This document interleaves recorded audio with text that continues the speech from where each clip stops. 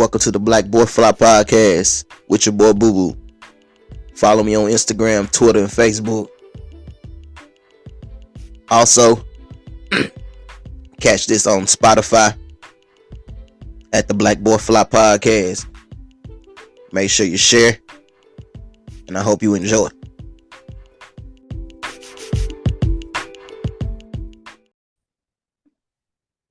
What's good, y'all? Welcome back to the BlackBoiFly podcast. What's good? What's good with y'all? Man, I hope y'all have enjoyed y'all Thanksgiving holiday. And it's right around the corner for Christmas. So I hope y'all enjoyed y'all food, family time, and all that good stuff.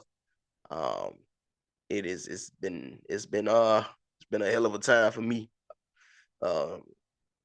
If y'all didn't know, I caught COVID.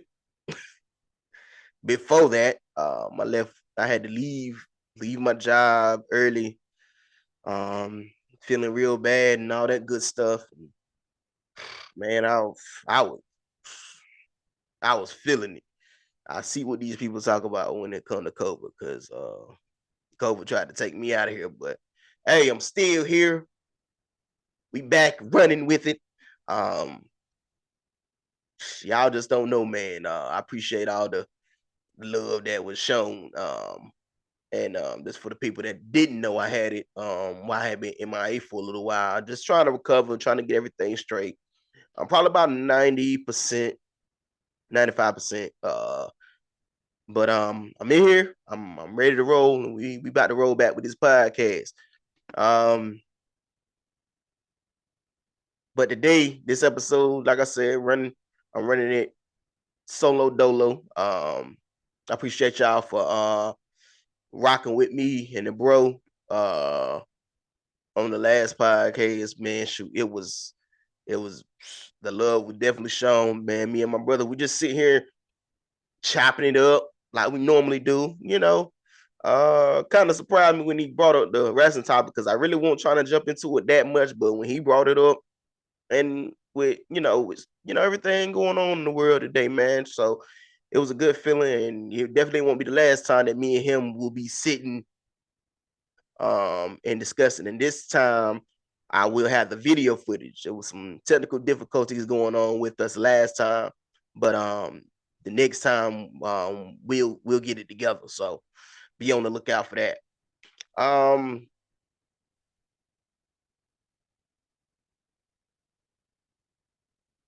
Make sure y'all are following me on all platforms. Also, for my Apple users,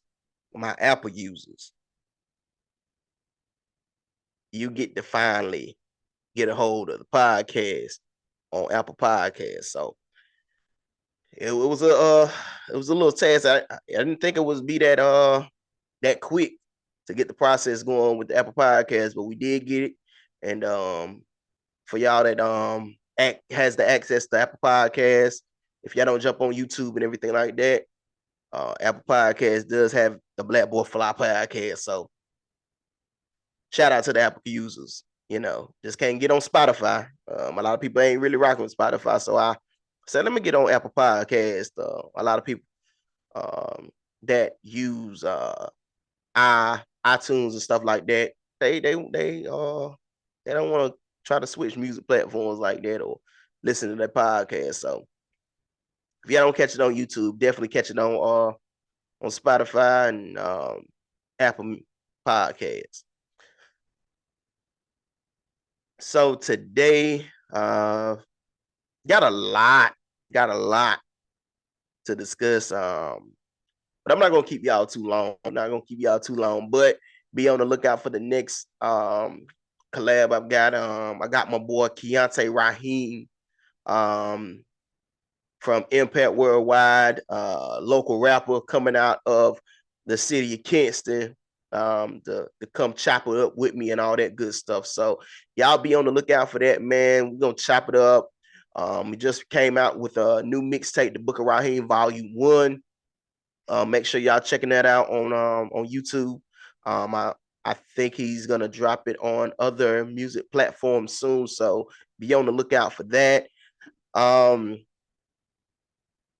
and we're gonna discuss some other things, and he's one of the homies that we really get in depth with wrestling. So I did have him over this past Saturday to watch Survivor Series War Games, which was a blast. It was a great pay-per-view. We're definitely gonna get on that.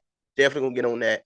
Um, but it has definitely been some very newsworthy things going on. We definitely gonna jump on it for sure. Definitely gonna jump on it. First of all, um, I had to kind of brag and boast a little bit. Um, Cowboys still winning. I know y'all was giving me hell about us losing to Green Bay, which we shouldn't have lost to Green Bay, but we bounced back. We bounced back. Got some good, important victories under our belt. I know y'all were mad about it, but it is what it is. Um, but also, like I said, we had a great Thanksgiving. So we took down the New York Giants, and it was the first win on Thanksgiving we had since 2018, 2019, I think. So kudos to the Cowboys for still holding it down, of course. Um, it is, like I said, it's definitely one of them times, man, where um, it's put up or shut up for the Cowboys now, baby. It's put up or shut up, because we've been talking about the Super Bowl talk. We've been talking about the what we're gonna do in the playoffs, but we gotta prove something for sure. We gotta prove something. No, we're fans of bust about it. We can't just sit here and keep saying, "Oh yeah, we're a playoff team," and then we don't make it far in the playoffs. So come on, Cowboys, I got to do this. No exception. No exception. It's championship or bust, and I'm gonna keep saying it, championship or bust, because I'm tired of getting on the bust end. I'm just saying. Um, I'm not recapping all these scores because I think I done went through 3 weeks of NFL action that I did not even I caught up with, but at the same time, I like to keep up with the recap of scores and stuff like that. And I'm not recapping three weeks of action, man. Y'all see the scores and all that good stuff. Um,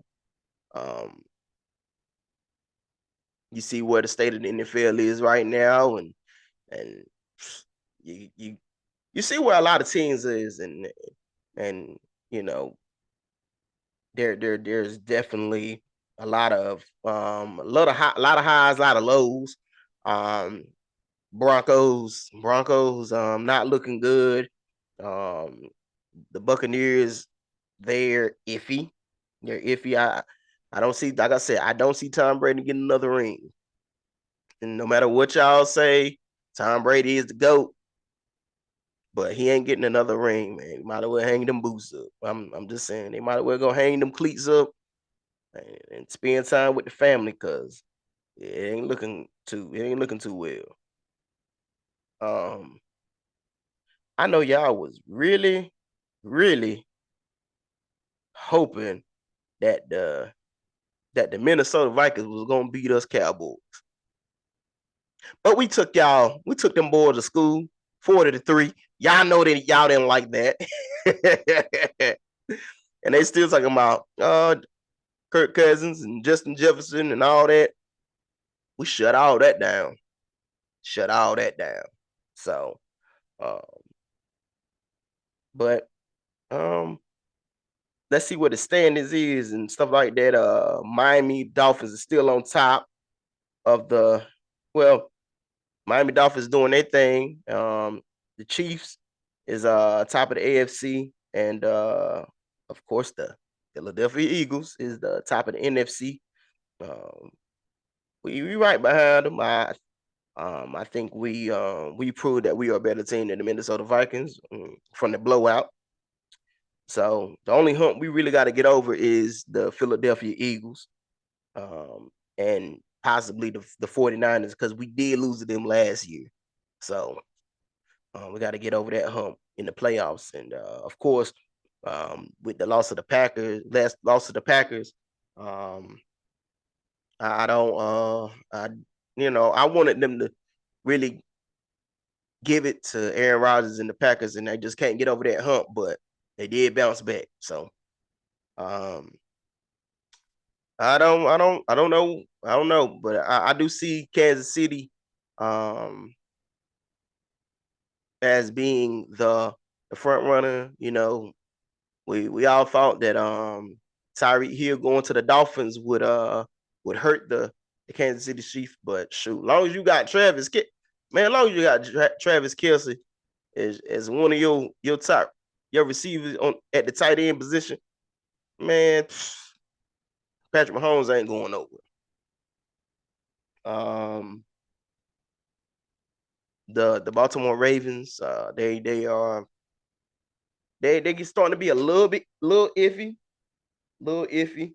Um, just because of the kind of like the declining performance of Lamar, but and then just found out that Lamar was hurt.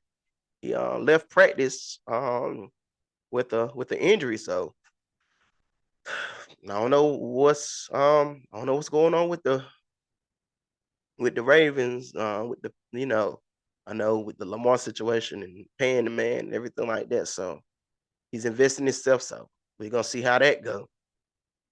Um,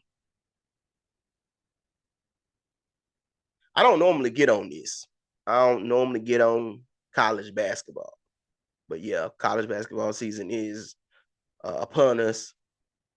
I want to jump on it before I jump on the NBA, and I gotta jump on my Tar Heels. Um, the Tar Heels has lost their last 3 games. Um, I don't know what's going on. They lost a lot of that mojo from the championship team last year. Um, and a lot of players I thought that would actually play aren't playing, i.e., McCoy and Dontre Styles. I don't know what's going on with the lineup, anything like that. I I was, kind of confused of why these players that was involved in last season aren't being utilized this season. And I get we got younger talent, and they do need to get into the lineup. But the ones that played the role for the championship last year, you're gonna get them involved too. Besides Puff, I mean, Puff ain't even a starter, to be honest. Puff Johnson ain't a starter. The only person they put Pete Nance in that replacement for Brady Manning. But it seemed like the chemistry between Baycott and Nance aren't there. I mean, yes, they do get their individual stats and stuff like that. Pete Nance is very talented, but it's something off with this Carolina team. The guards aren't as aggressive.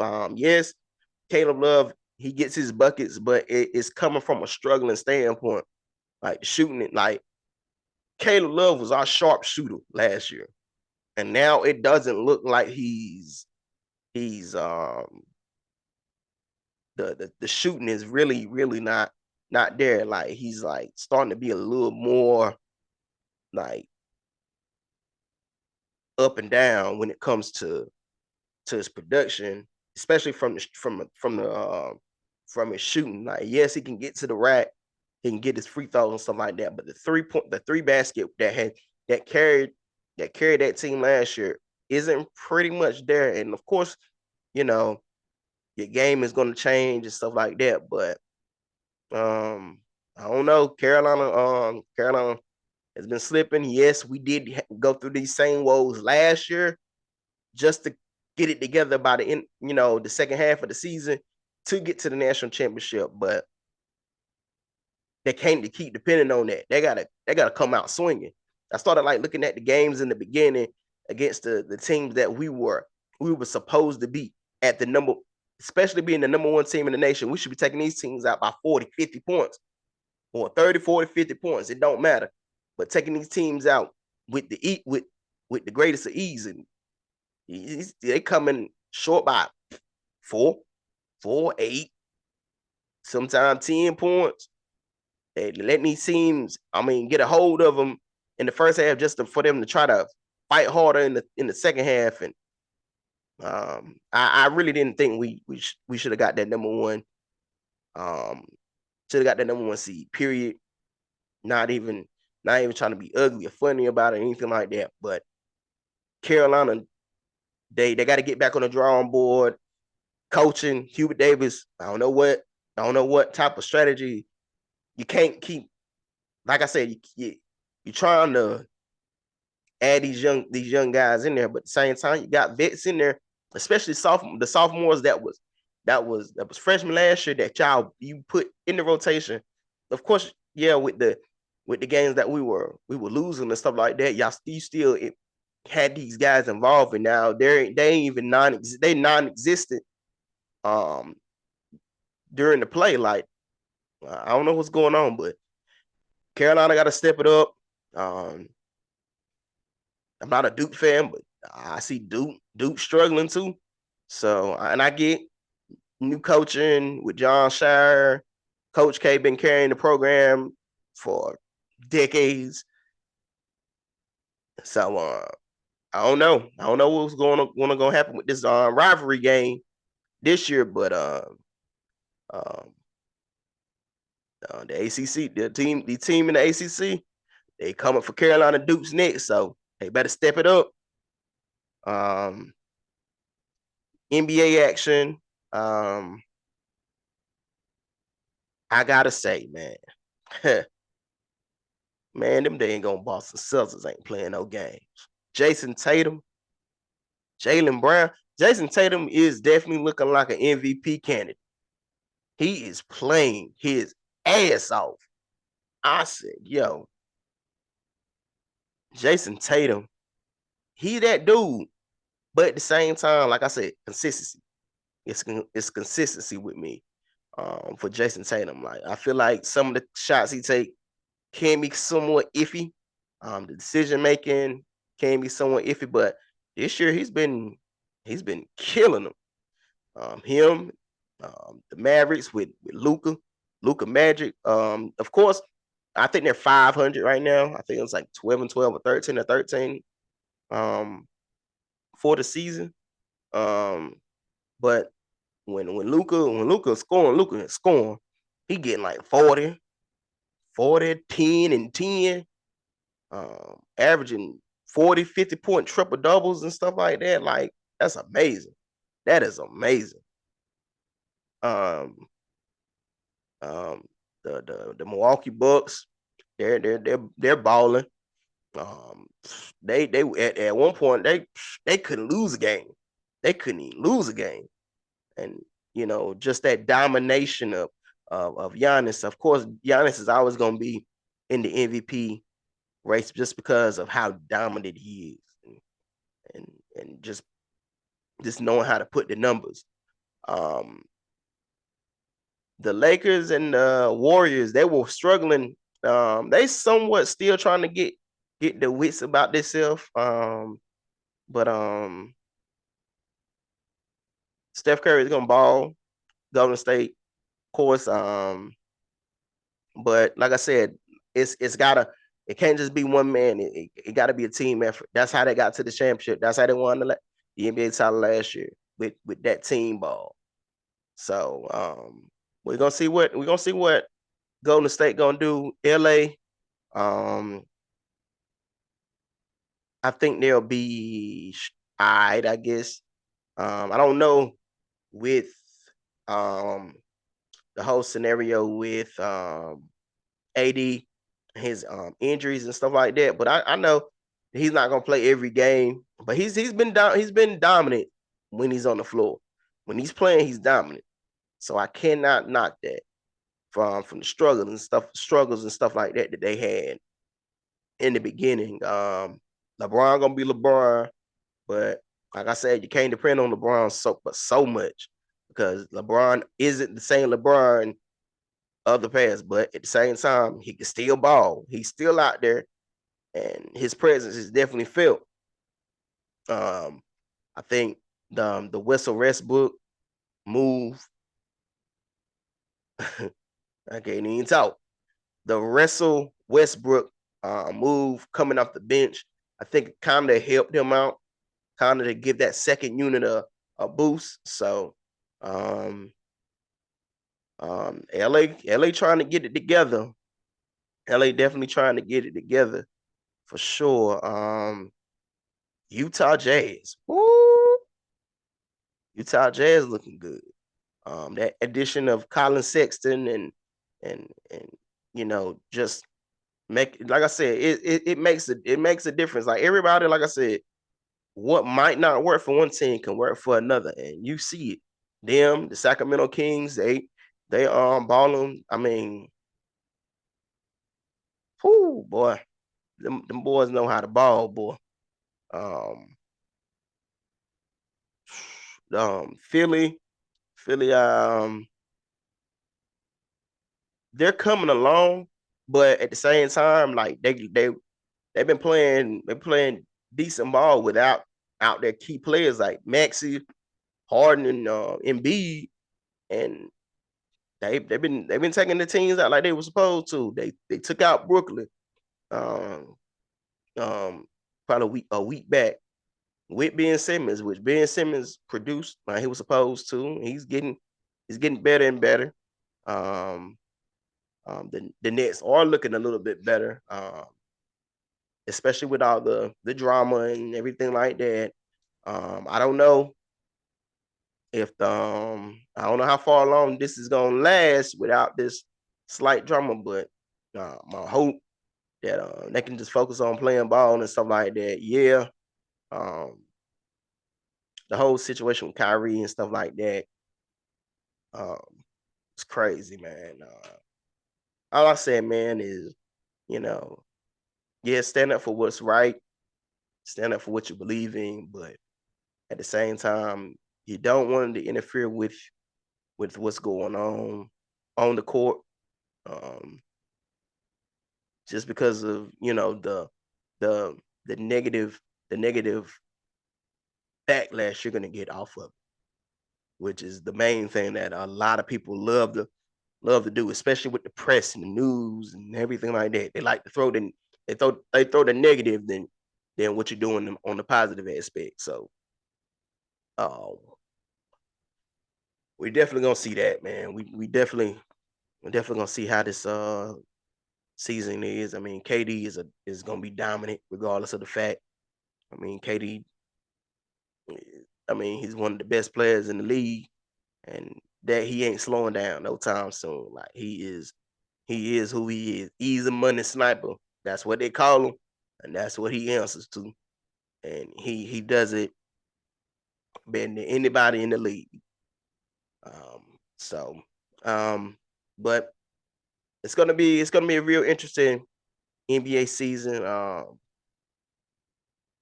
With Memphis playing like they're playing, and like I said, with Boston and Milwaukee, um, Golden State and LA all coming on to come up. Just we never know what's gonna happen during the NBA season, but that's why we love the sport so much because of the unpredictability of the game. So um, for sure. Um, I want to jump back on the NFL. I want to get on this one thing, and this is personal because I'm a Cowboys fan, and I've always had some sort of um bone to pick with Jerry Jones because I always felt like Jerry Jones was kind of like the liability of the Cowboys, and it proved again today. Again, um, LeBron even put it on blast, like, we applying pressure to Kyrie, but why we ain't applying pressure to Jerry Jones? And if you don't know what I'm talking about, it was a picture surfaced around the internet of Jerry Jones back in the day, in his teens, with a group of white students trying to push away black students from entering their school. And when Jerry was confronted about it, to the press, he was like, "Oh, just being curious." Now, I understand Jerry got money; he's the owner of the NFL and everything like that. But at the same time, and this is for the people of the press, the people that like to put the news out there, the people that likes to like the to apply the pressure to athletes, need to apply pressure to these owners too, because some of these owners, they got a real questionable past too, especially those ones that was on the negative end of segregation and racism and stuff like that. So I ain't calling Jerry racist, anything like that. But at the same time, when you are in, if you are involved in the history that involves the treatment of African Americans or any other race that you don't accept, or they or racists don't accept, you're gonna be involved. You're gonna be targeted, regardless of the fact. You see all the time.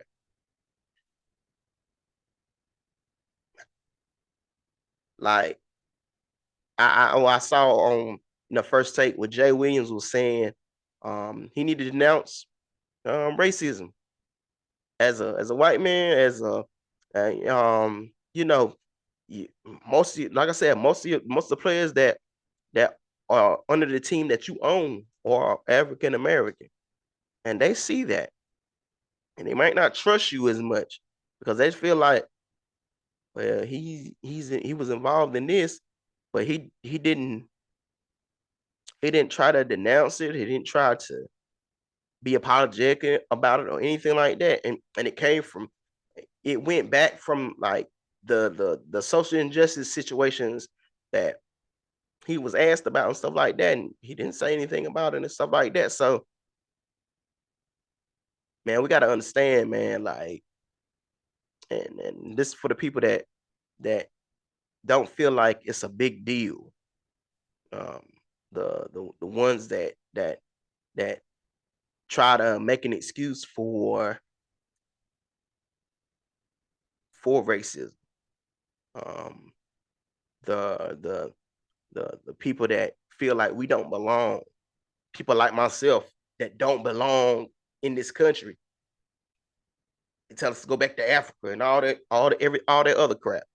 Man, at the end of the day, man, and this is me saying, and I've served this country for 6 years. And when somebody literally says, and I see somebody of the same skin tone, even the ones that are my skin tone that agree with these people, we all are born. We were born. We were born here to live the American dream, to work, make a living, and to live in the most freest country in the world. But at the same time, when we don't feel accepted, of course they're gonna fight back. Of course we're gonna speak up about it. So for the ones that feel like this country belongs to strictly the the ones that feel like it's just their country and not everybody's country, we're gonna show y'all better than tell. Nowadays, we're gonna show you better than telling you, because it's not fair to make people that aren't your race unwelcome to in this country when we serve the same purpose. We are citizens just like you are. We may not be as patriotic, right, at certain things. Maybe we see flaws in this country. It's flaws everywhere. But at the same time, don't make it don't make your views of how you see us put a negative stain in this country, man. It ain't no need for it. Ain't no need for racism. It ain't no need for bigotry at all. So y'all gotta understand, man. We all here together, man. We gotta stick together. We do gotta stick together. And if y'all don't see it from our, if you don't see it from our standpoint, the ones that actually is living in this country the same way that you're living in this country, then it is what it is, man. But at the same time, if I were to confront it about the situation, I'll tell you the same thing. It's not welcome, bro. Racism and bigotry is not welcome here at all. And the generation and what we going through right now through social media and everything like that, and the unsenseless killing of our kind and everybody else's kind, it ain't right, man. It ain't right. We got to stick together. Got to stick together for real. Cut this cut this racism, bigotry out, man. Stop feeling like like like like your race is the most superior, because it's not. And everything ain't about money. It ain't about money. It's about a way of living, man. It's we trying to live just like y'all trying to live, man. For real. So that's all I got to say about that. Um, just got to do better, man.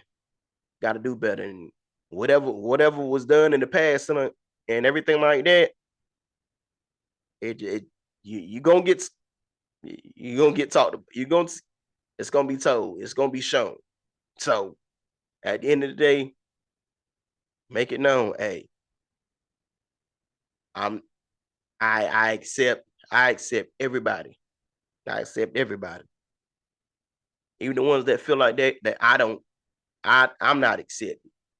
I still accept, and in a godly way, I love everybody, even though I might dislike people and people's ways and stuff like that. Like I should love everybody at the end of the day, and sorry, Jerry. At the same time, I can be a Cowboys fan, but I can't. If you don't know how to, if you if you ain't trying to at least show some sort of compassion or resentment for the decisions that you make, then that makes you who you are. Simple as that. And I've never been a fan of Jerry Jones. I'm just saying. I've never been a fan of him, but I'm a fan of the Cowboys. I'm not a fan of the organizational issues or anything like or organizational. I like the team. Okay. I could care less about Jerry Jones, Stephen Jones, or whatever. I just want I just want my team to I just want the best for the team and us going to another Super Bowl. That's it. I don't care about Jerry Jones. I really don't. But at the same time, some things just cannot be accepted, especially when you're the league that you are owner of. great amount of these guys are black, and they might feel some sort of resentment towards you if you don't speak up. Simple as that.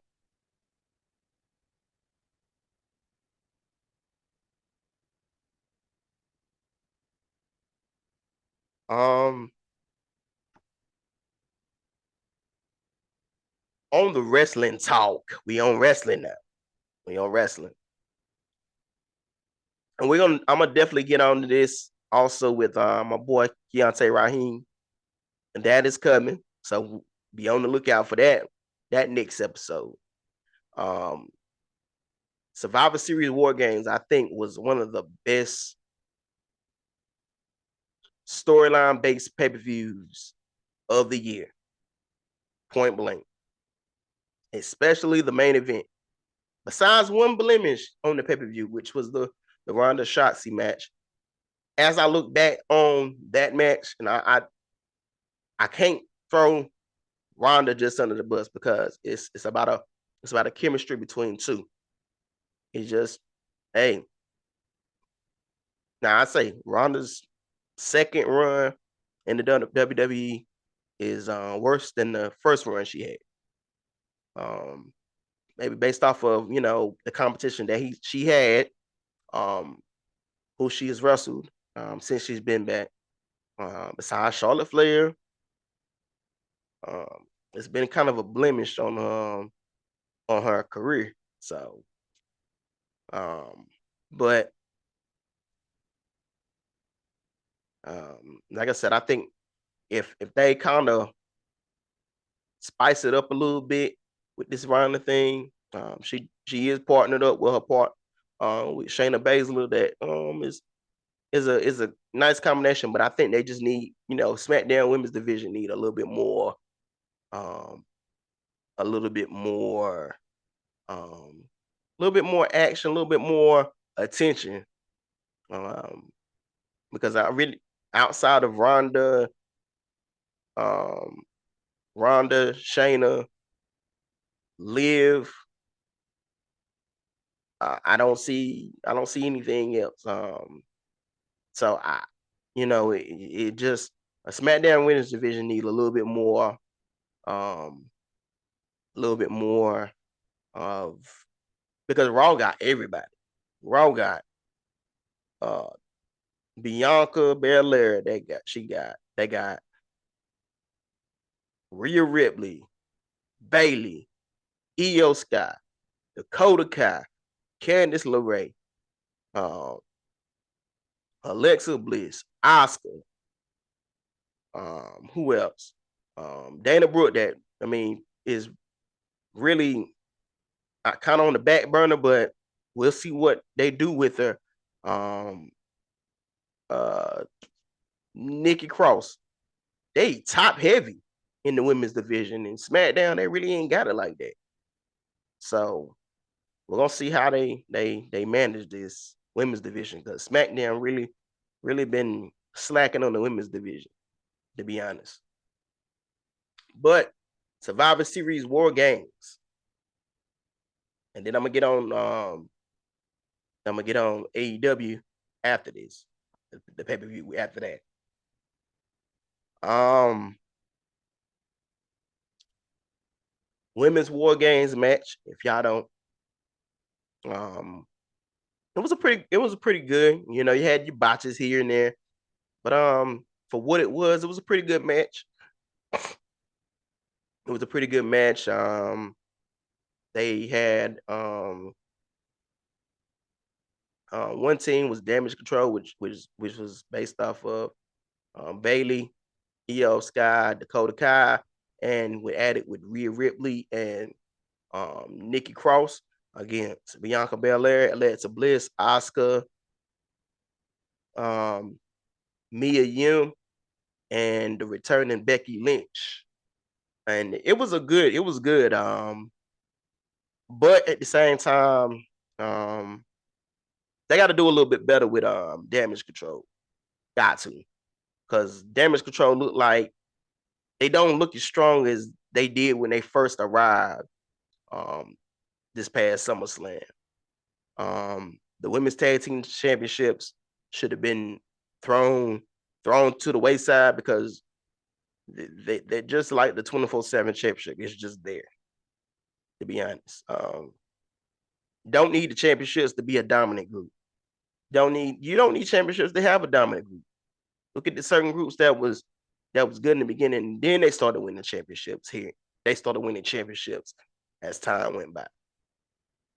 It's the same way. So I think Damage Control did take a slight hit, losing this War Games match and taking the pin. But it was, of course, Becky Lynch is back. Becky Lynch gonna look real strong um, in her return match. Point blank period. They was not gonna let Becky Lynch lose. Point blank period. They was not. You know, you might well say they looking forward to having Becky Lynch win, have a good showing. I did think that Damage Control was gonna win, but hey, Becky Lynch having that comeback, of course she was gonna win. Of course she was gonna win it for Team Bianca. AJ Styles and Finn Balor, man, that match was good. That match was amazing, man. Like it wasn't like the last time that they faced off, but it was very good and technical, which you would expect from, you know, that has grown two superstars that have grown into becoming more on the technical side, and then adding a little bit of the high flying at times. But it was more of a physical, technical masterpiece, which AJ Styles come out with the win. He really needed it because AJ had been on a slump with pay-per-view matches. So I feel like the right person won. Like I said, my heart said AJ, and they went with my heart instead of um, with what my mind would say, which would have said Finn Balor based off the advantage of Damage Control, not Damage Control, but the Judgment Day. But I feel, but they can afford to lose. I feel like Finn can't afford to lose, and based off of what happened on Monday Night Raw, I feel like the feud is not over. It is not. It's far from over. So, I just jumped on the women's championship match. It was a blemish. I think the match was sloppy. Ronda, I feel like Ronda does need to kind of do a little bit more on the wrestling side instead of depending on the submission game so much. But you you know, when we pick a dance partner, sometimes that dance partner isn't the best coordinated, and they didn't mesh. Her and Shotzi did not mesh. I feel like Shotzi she needs to work a little bit more too. Or like I said, it's just about the chemistry. I got to build that chemistry. Um, and you can kind of tell from the top of the division, and then that probably about midway of the division, how the matches kind of suit um, certain superstars. So, but I do expect a little bit more out this reign from Ronda. It hasn't been the best reign as SmackDown Women's Champion, in my opinion, especially coming off of that really iffy feud with Liv Morgan. Everybody knew it was going to be shenanigans. It was going to be other stuff going on just for Ronda just to get the belt back.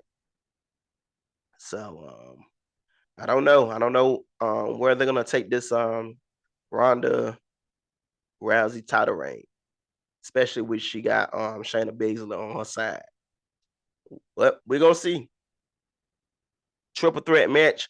for the United States Championship, Theory, Seth Rollins, and Bobby Lashley. This match was amazing. It was, besides the Bloodline War Games match, this was one of the matches of the night. It was match of the night up until the men's War Games match. This match was amazing. Seth Rollins is in his bag. Seth Rollins is in his bag, bruh. Like any match Seth Rollins is in, it's gonna get its praise just because of how talented Seth Rollins is and how much crowd interaction he has. Like it's bar none. Bobby Lashley, of course, he's been always on point ever since they transitioned his character to more of a destructive force. He's not really had too many bad matches, in my opinion. Bobby Lashley, got to give him the belt one more time. Got to give Bobby Lashley the belt one more time because he is as dominant as he was when he first got here with the lack of experience and stuff like that. Bobby Lashley is definitely that doing it. Austin Theory. I'm glad that they took the Money in the Bank briefcase away from Austin Theory. They transitioned his character. They took the camera phone away from him from taking selfies and stuff like that and just let him get in the ring and be who he is. And that's Austin Theory. Not that douchebag, fanboy-ish. No. Austin Theory is a wrestler. Austin Theory is a brash heel. That's it. He is a brash heel that needs to be acting like a brash heel and not with a camera phone or anything like, or the Money in the Bank briefcase, which was a stupid cash in, but it made sense. It made sense because who was going to Austin Theory was not going to dethrone Roman. He was not going to dethrone Roman. Point blank, period. So one way or the other, the briefcase had to get away from Austin Theory and start this Money in the Bank scenario over with. It was a good decision by Triple H to do that. And now Austin Theory is a two-time United States champion. And it was well deserved. Now, a lot of people are going to be upset about Austin Theory winning against Seth Rollins, especially with Seth Rollins just getting the United States Championship back in his possession after a drought from not even having a championship. But I think Seth Rollins on the bigger and better things. And the United States Championship run was just, I feel like, was just a test to show that Seth Rollins is one of the best workers in the WWE. Point blank, period. He cannot have a bad match. Seth Rollins cannot have a bad match, and I think it helped Seth become this. I think it's like an anti-hero type thing with Seth Rollins because he's not a goody two shoes good guy, and he's not a terrible bad guy. He's like in between, but like an anti-hero that everybody is getting behind. Which I'm with it. Like you hear the crowd, like from the theme, from his entrance music to his presence to just his promos. It's just been amazing. So you gotta love Seth Rollins. Gotta love him.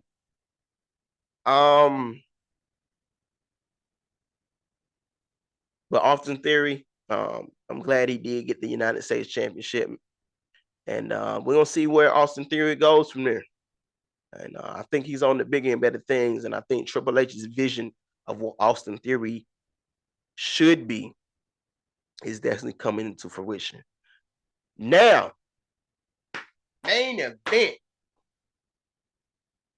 Bloodline versus the Brawling Brutes. Drew McIntyre and Kevin Owens. This was very storyline driven, and I enjoyed every bit of this match. And the match was, like I said, the match was right where it needed to be at. Seeds was definitely planted. Where Jey Uso started the match off with Butch. Butch was just tearing Jey Uso's hands up. Rhea Holland came in there and Finn was they were giving Jey Uso an ass whipping. They were tearing his ass up to the point where it was like, dang. Then it was time for the bloodline, member of the bloodline to come in. And Jimmy, of course, being Jay's brother, he was gonna come in. And Roman said, "No, let Sammy get in there. We're gonna let y'all figure this out." So Sammy went in there, and there was still him and Jay was still butting heads, and Sammy would still save him and all that. And Jay just wouldn't. He was not going to accept Sami Zayn's help. Point blank. Period. So the matches goes on. A member of each team is coming in, and you could just see kudos to how they present Roman Reigns, because they really present Roman Reigns like he is the final boss. They present Roman Reigns like he is the final boss, like he is the man. You could just see his presence, like he was just sitting there like a mafia boss, like, yo, I'm just ready. I'm like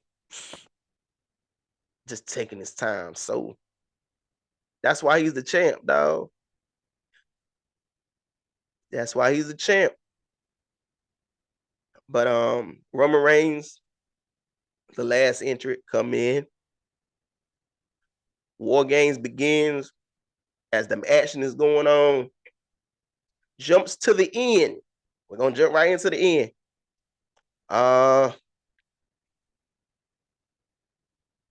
Kevin Owens and Roman Reigns, they face off.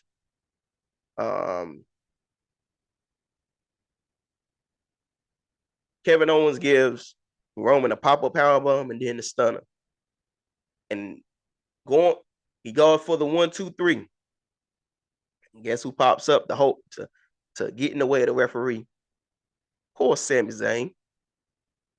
And with this storyline, from SmackDown all the way to the pay-per-view, Kevin Owens did, like I said, Kevin Owens ended up being the fifth person on Team Brawling Brutes. And you knew was the friendship between Sami Zayn and Kevin Owens was going to pop up. No doubt about it. Sami Zayn and Kevin Owens have so much history with each other. Like their careers are intertwined with each other. Like without Sami Zayn, there is no Kevin Owens. Without no Kevin Owens, there's no Sami Zayn.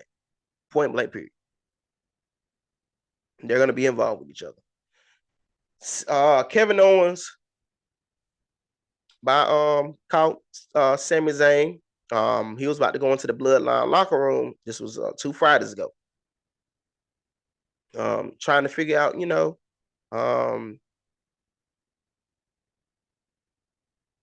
blood. He said, the Bloodline is going to betray you, so you need to betray them before they betray you.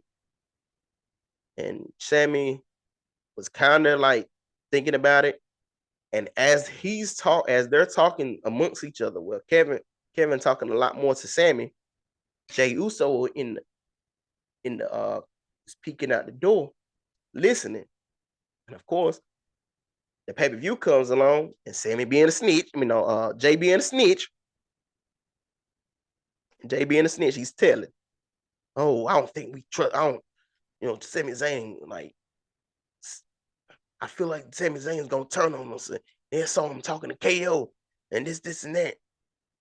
And Roman said, "You need to focus more on the match I'll take care of Sammy. Call Sammy in, and Roman questions him about it. Now, roll it back.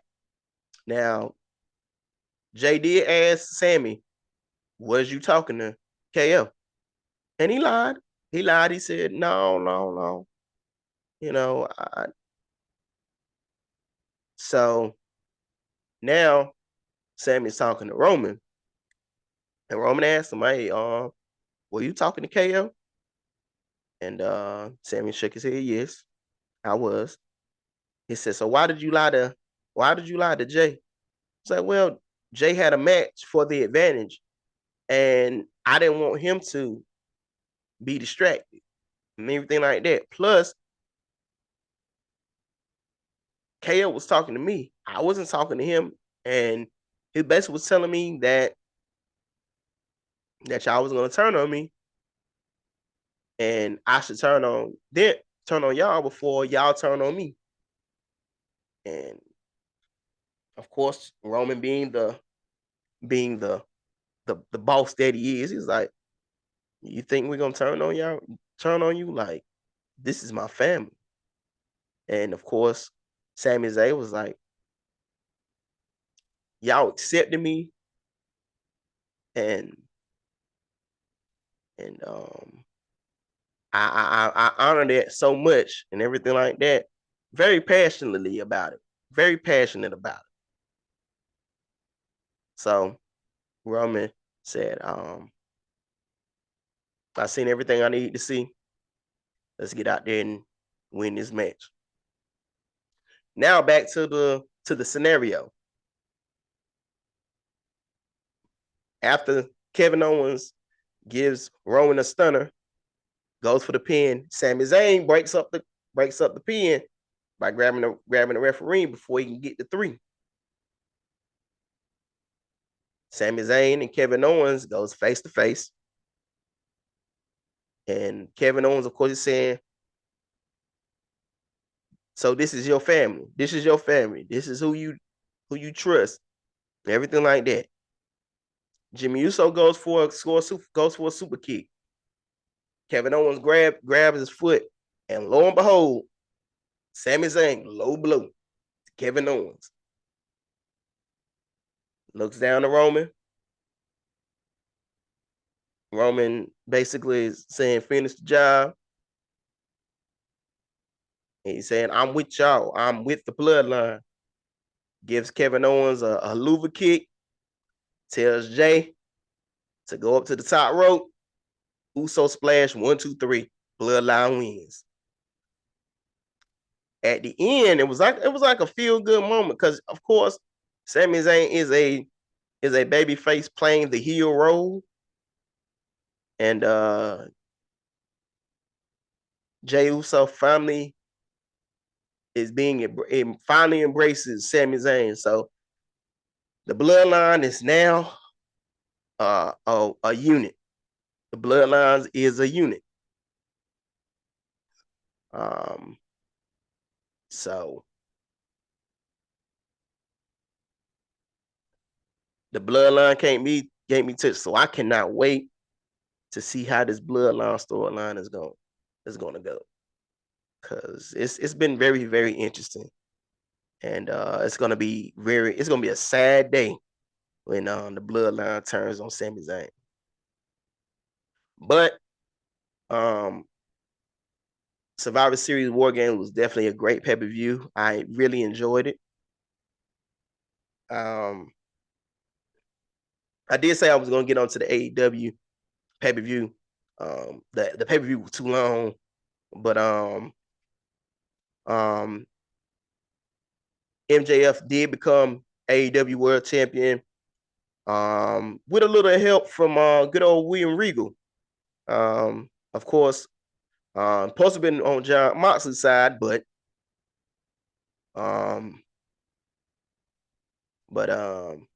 William Regal turned on him, gave MJF the brass knucks, and now MJF is the AEW World Champion. Then, based off of what I saw on Dynamite,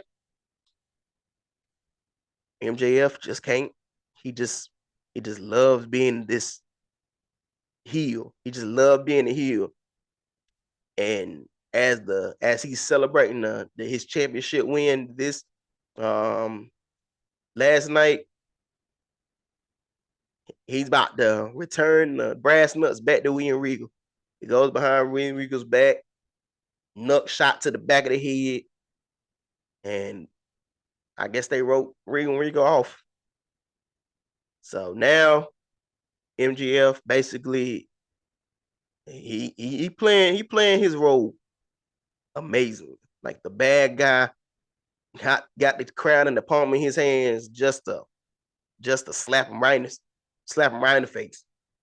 So you gotta love MJF how he does this, and nobody's doing it better than MJF and with his character work. Besides, outside of WWE, but um,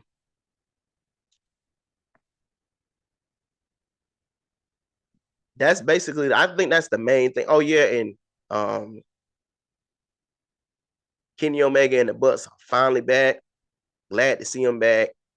Um, the AEW hasn't been the same without him. But at the same time, AEW has been holding his own. Jamie Hayter is the new AEW Women's Champion. They did give a news that Thunder Rosa was not cleared to compete, so she relinquished the AEW Women's Championship. So now Jamie Hayter beating Toni Storm is now putting her as the official AEW Women's Champion. So there's no interim behind this Women's Championship now. Saraya, after a few years on hiatus, made her in return just to beat Dr. Britt Baker, which was a pretty good match. You can kind of see a little bit of the ring rust, but at the same time, she did not have that much ring rust, which was good. Samoa Joe is the new TNT champion. Now he's a double champion with the TNT championship and the ROH television championship.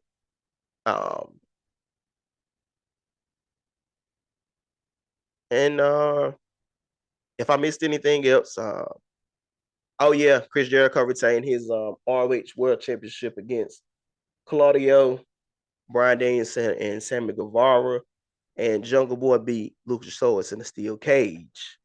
If I missed anything else, bear with me. But I am gonna get back into recapping some of the shows and stuff like that. But I really want to recap the pay-per-views this time based off wrestling news. Didn't want to really get too in depth with it. But like I said, man, in the beginning, y'all bear with me, man, because your boy was battling COVID, and now I'm getting back. I'm getting back well. I missed a little bit of time of work, but we back on the road. Like I said, the collab with Keontae Raheem is coming, so y'all be on the lookout for that because I want to really get like I said, get the backstory and stuff like that of somebody on the local level that y'all really need to pay attention to. He is, in my opinion, he's one of the rappers that's being overlooked in this city that y'all need to pay attention to because he got balls. No ifs, ands, or buts about it. And then, like I said, man, we're gonna chop it up. So y'all be on the lookout for that. I appreciate y'all for rocking with me. Like I said, I've been on slight hiatus, but at the same time, we are back. We are rolling, kicking, all that good stuff. And man, thank y'all so much for even rocking with me, listening to me, all that good stuff. And follow me on all the platforms, Facebook, Twitter, Instagram, TikTok. Follow the podcast on Spotify, Apple, and YouTube, man. And we are out this thing one.